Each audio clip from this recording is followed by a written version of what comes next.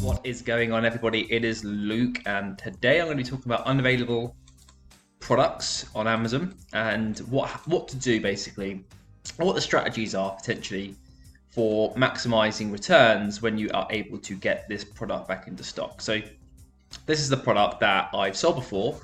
If you obviously look at over the last, I don't know, all you can see here, obviously number of sellers and everything. Not crazy, but you know, enough. And I think it's obviously changed because you can kind of see this was a listing by itself, and then more recently, or if you just click the year, you can kind of see as it got to here, it's merged into a variation listing. But usually you would click show variations and you would look at the reviews and go, oh, it's only got 2.6% of all these reviews, so it's probably not selling a lot. But what I will do myself is I will go, well, you know what, I don't need to worry about that. I've got the historical data of this product specifically, pretty much this, and I can work out what to do with this now myself. So obviously, what do I price it at? What do I do? So you can obviously see here, I've put some details in already just to play around with it. This is the price I'm getting it for.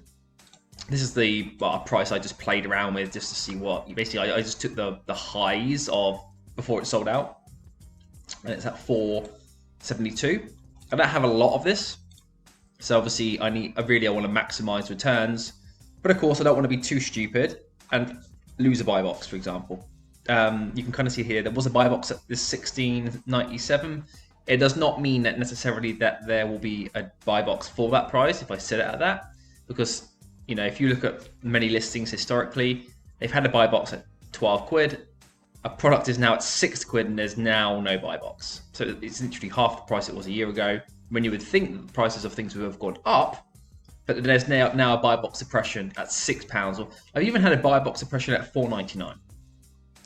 It's like, where does that even come from? Like, you know, like it's a product that might cost £3.99 to buy. Basically, I'm just trying to sell it out because it's an expiry based product, and I'm looking to obviously, and it's been a suppressed buy box for about a month, and so I normally leave it a little bit to see if it recovers. Usually not, but I always give it a chance.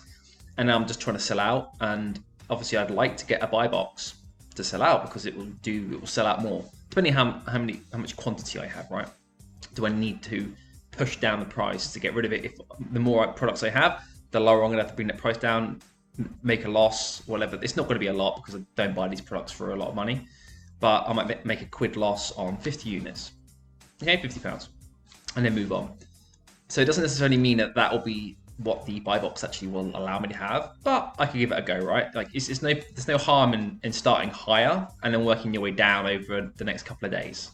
So that's usually what I do, and I usually do a lot of manual movements. So what I mean by that is I'll set my repricer up, I'll go into Amazon and I'll actually manually go into manage pricing and also change the price to this as well at the same time, because Amazon will take a little bit of time with the repricer to actually set up that price I'm now wanting it to be. And just to speed things up, I'll do a little bit of manual tweaking myself, because the repricer takes time basically, and to offset that, set the repricer up, but then go into the Amazon pricing and then basically match whatever price you want right after, so that you don't have to wait for the reprice to actually kick into Amazon. It just speeds things up, really. So what am I doing here? So, you know, this is what I'm playing at with pricing, you know, and all I'll do is I'll just play around quickly to see, you know, what prices can I sell this for? So I could sell it at $13.99, no problem, yeah? I could probably, you know, not that I'm going to go down to $9.99, but what is $9.99? 50p loss. Okay, so I'm never going to go that low. So, you know, $11.99. Not that I'm going to do that, but I want to basically just get my ranges on this product so that, you know, I don't really want to sell at $11.99 because it's basically nothing there anyway. $12.99, 21%. It's, you know, probably bottom of the barrel for a product like this, because obviously I've got to be bear in mind that there's expiry as well. Like this, not because it's really hard to get. There's not a huge amount of expiry on this. It's not like a year or 6 months or 8 months. So I'm not, you know, I can't just whack it high and get one sale a month, for example, right? I don't believe I've got a lot of these, maybe 6 or 10 units. It's not even like, you know, really that bad, and you can clearly get rid of it at like this price, because $12.99, even at $13.99 here, it's selling, you know, I don't know, 5 a month. So that's fine. I don't have a lot of stock. That's plenty. So probably more than 5 a month. just looking at this, it's probably going to be like 12, 15, even though the ranking's that high, because I'll be the only seller ultimately. So what I'm going to try to do is I'm going to basically set it at the last same price as it was. So I'm going to go $16.99 with a really decent return, right? So I'm going to jump to my repricer. I'm going to obviously find it here. Let's move this. That is actually an old buy price, so you can actually see I'm overpaying to get this. I did a video previously of how to get stock that is unavailable. Not to say you can always do it like on every single product that becomes unavailable, but there are times when you can find products that cost you a bit more. You can see here I'm paying $6.24 for this, for 6. Where historically, when it was pretty much abundant everywhere, obviously that's where I put my expiry dates. Clearly that's not valid. That's based off the last batch of products. So you can go ahead and delete that. I basically put a note there just to help me when I'm looking at basically what I'm doing. So you can kind of see here, what I've already done is I automatically come in and before and just whacked up the min max, so that if this booked in and my VA, for example, accidentally relisted it, it doesn't start to sell at like the old price that I was selling this for.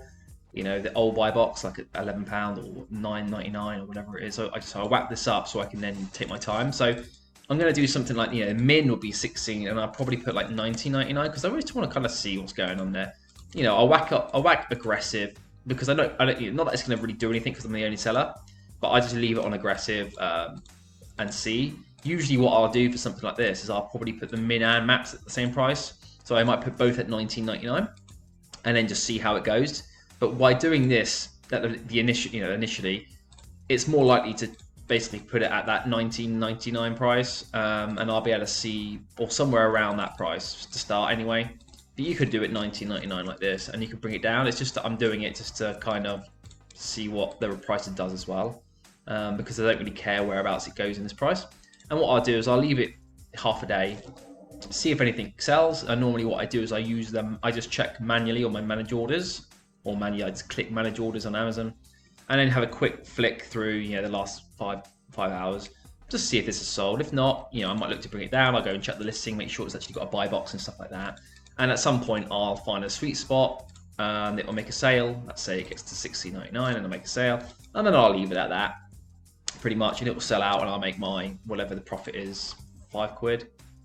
Pretty much on each unit. And so it's not, like I said before in the last video about finding unavailable products, sorry. If I have 10, I'm making £50 or £47.20. So it's not going to make or break Amazon. It's not going to make you succeed or fail. But if you can find a handful of these every month, it's a good couple of hundred pounds. And at some points, at some periods, you might get lucky and be able to get 30 or 40 units of this. Or something else similar to this, the last batch that you can kind of find. Or you can add a couple of, it's just like, where can you find value where value was not before? Yeah, definitely as you scale your Amazon business. Obviously, you have to, in theory, if you're doing 2 million a year, you've got to bring down your margins to find the products to sell to get to that 2 million a year. If you want to get to 4 million, obviously now in theory, you can also bring down your margins because you can do volume. So you could sell 1 million a year and you can make 40 grand as I say net profit. I don't know, let's just make a number up, right? But if you look at the percentages on that, the net margin or the net profit is actually percentage wise not high. But it doesn't matter because you're doing volume. So if you can get that 1 million, 2 million, and then you're bringing, and then you make 68,000 a year. Well, now your percentage per year, you've doubled your revenue, but you haven't doubled your net profit. But it doesn't matter because you're still making 68 grand a year. You get what I mean? And so by adding things like this, it's just helping bolster the overall goal of what you're trying to do. Yeah, because it does get harder as you try to scale with that volume. Now, of course, you can add stuff like unique bundles into this, different bundle, options and stuff like that to further utilize the potential of what you can do. Put some bundle option 2s in, and maybe find products that will sell well that aren't on Amazon at the moment, so you can cover those. Then you can go ahead and do some unique, slightly more unique bundle elements, option 3s, 5s, 6s, whatever you want to do, right? As you scale, and you can kind of, commingle those together, and actually that would actually bring out a beautiful net profit of probably a decent 30-40% potentially, rather than what most volume sellers on Amazon would do as they get into the millions, which would be, it would actually go down, and it would be maybe 10% at the end of the day, all said and done, right? So it's just something to think about. Again, it's just me showing you the process of what I will do with something like this, so you have a little bit of an idea. Okay, of course, the best way to really do it is just to play around and experiment and learn from things. You know, over the years, you'll probably find products that you will get that on, you know, like this, and you'll end up booking it in at $12.99 or $13.99, and it will sell out immediately. You'll be like, oh my god, wow! I really could have like bumped that price right up and made it actual killing on that. But now you've learned the potential of products. Even if the ranking looks like this, potentially it could sell out all in one day, and it gives you that insight that next time you need to be more cautious and actually try to squeeze out extra profits on something like this. So I'm gonna leave the video there. Hopefully you like it. It gives you a bit of an insight into some slightly different bits and bobs, and I'll see you next time. Bye.